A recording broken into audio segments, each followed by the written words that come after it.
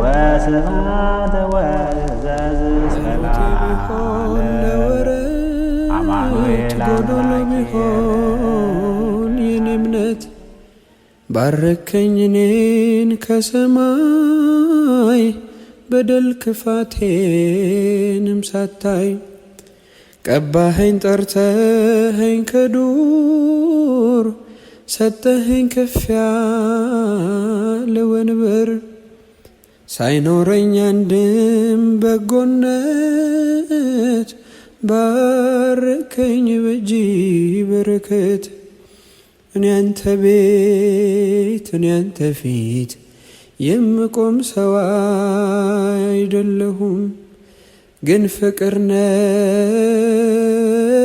ለዘላለም